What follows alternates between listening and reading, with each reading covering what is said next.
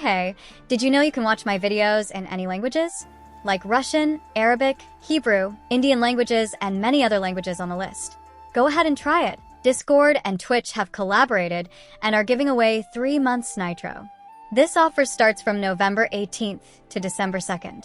That's a very short window to contemplate about availing yourself of this offer.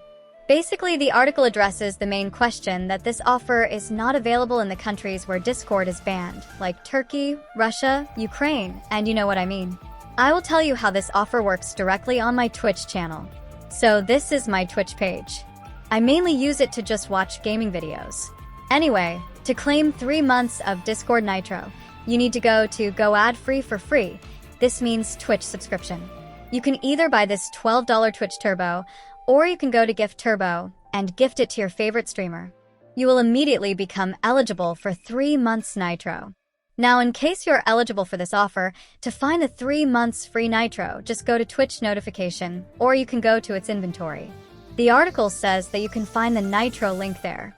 I suppose to claim that 3 months Nitro, your account shouldn't have had Nitro for 12 months or more, and you will require payment method to claim it. Come to think of it, is it a good offer?